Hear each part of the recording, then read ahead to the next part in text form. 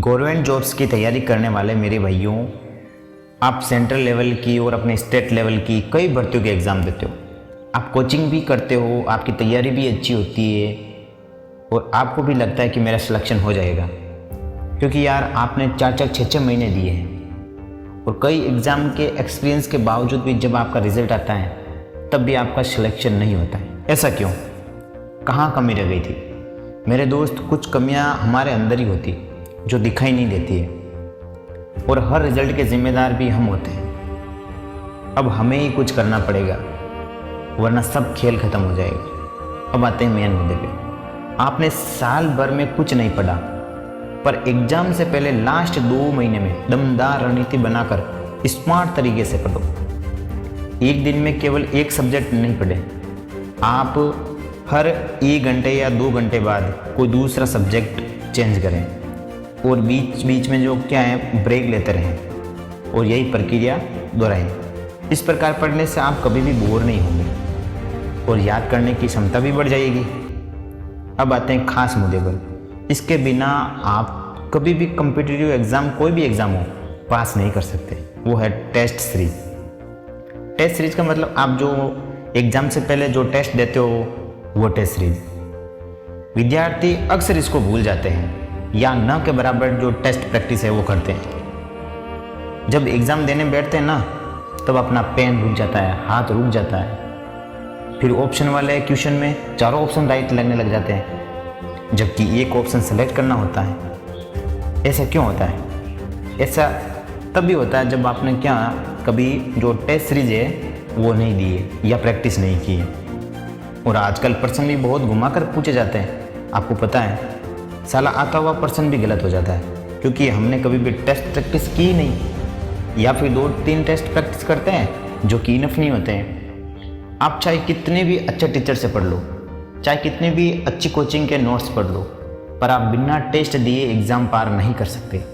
इसलिए आप अपनी कोचिंग के टेस्ट सीरीज के साथ साथ एक अन्य कोचिंग के भी टेस्ट सीरीज साथ में रखो और उसको करो, पूरा टेस्ट करो। इससे ये होगा कि जो कंटेंट आपकी कोचिंग से मिस हो गया या आपसे मिस हो गया, वो दूसरी कोचिंग के कंटेंट में मिल जाता है, क्योंकि हर कोचिंग अपने अपने लेवल पर जो कंटेंट है वो बनाती है। इस प्रकार टेस्ट देने पर आपको पता चलेगा कि मैं कहाँ गलती कर रहा हूँ, फिर उसमें सुधार करो ताकि मेन एग्ज़ाम में गलती ना हो। इस प्रकार आप लास्ट 2 मंथ्स में अपने सिलेबस के रिवीजन के साथ साथ कम से कम 30+ है ना टेस्ट प्रैक्टिस करें। हाँ, हो सकता है कि IAS है या अपनी जो स्टेट लेवल की एडमिनिस्ट्रेटिव लेवल की जो एग्ज़ाम होते हैं उसमें थोड़ा ज़्यादा टाइम लग जाए, और लगता भी है यार बड़े एग्ज़ाम है, तो आप उस हिसाब से तैयारी करो, थोड़ा ज़्यादा टाइम दो।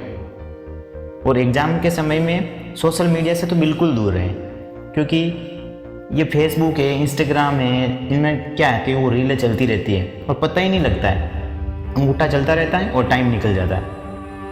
और एग्ज़ाम टाइम में तो इनको तो आंख बंद करके अनइंस्टॉल कर दो। और जब आप पढ़ते हो ना, थोड़े लिख कर पढ़ा करो ताकि लॉन्ग टर्म को याद हो जाए। लॉन्ग टर्म में याद करने के लिए यही है कि लिख कर पढ़ा करो, यह फ़ायदेमंद रहता है। और एग्ज़ाम का सिलेबस में ध्यान में रख कर पढ़ा करो, क्योंकि कभी कभी क्या होता है कि डेप्थ या एक्स्ट्रा पढ़ने से भी नुकसान हो जाता है। कॉम्पिटिटिव एग्ज़ाम में तो भाई सिलेबस का ही खेल होता है, जो इसे समझ जाता है ना वो खेल जाता है। इस प्रकार आप भले ही 5 या 6 घंटे पढ़ते हो, पर आपका जो रिजल्ट आएगा ना बाद में वो 10 घंटे से भी ज़्यादा आएगा। जो 10 घंटे वाला पढ़ने वाला होता है ना बंदा, उसके बराबर या उससे भी ज़्यादा आएगा। और अगर कोई टॉपिक आपको समझ में नहीं आता है तो आप YouTube पर सर्च करके अलग अलग टीचर से समझ सकते हैं। ये एक बहुत बड़ा फ़ायदा है। इसे बहुत कम लोग समझते हैं, क्योंकि YouTube पर ही सॉल्यूशन मिल जाता है। हर सब्जेक्ट के अलग अलग टीचर से मिल जाता है, वो भी एक्सपर्ट से।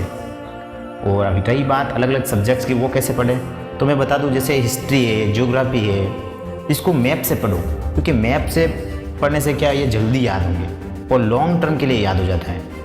ये क्या होता है, जो फाइनल मेमोरी होती है याद हो जाता है परमानेंटली। और मैथ रीजनिंग की तो बात को आपको तो पता ही है कि ये बिना प्रैक्टिस कभी भी नहीं आती, चाहे कुछ भी कर लो।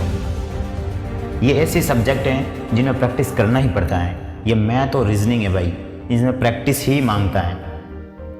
और आप जहाँ भी पढ़ते हो थोड़ा यार ये जगह चेंज कर लिया करो। एक जगह बैठने से क्या होता है यार, आप जहाँ बैठते हो वो सीट भी गर्म हो जाती है और फिर आप भी बोर होने लग जाते हो, जिससे क्या होता है पढ़ाई अच्छी नहीं होती। इसलिए थोड़ा जगह चेंज कर लिया करो ताकि एक जगह पर बोर भी ना हो और परेशान भी ना हो। इस प्रकार आप हर सब्जेक्ट को स्मार्ट तरीके से पढ़ो, फिर देखना कम समय में कितना अच्छा रिजल्ट आता है। और एक बात और मैं फिर से जोर देना चाहूँगा कि आप कभी भी टेस्ट सीरीज़ को ना भूलें, क्योंकि टेस्ट सीरीज़ ही ऐसी है जो आपने जितना भी पढ़ा है वो आपको टेस्ट सीरीज़ में खुद गलतियाँ करते हो वो गलतियों को वहीं पता लग जाए और ताकि इसमें सुधार हो जाए। और टेस्ट सीरीज़ के साथ साथ रिवीजन भी करते रहें, क्योंकि रिवीजन और टेस्ट सीरीज़ रामबाण होता है किसी भी एग्ज़ाम के लिए।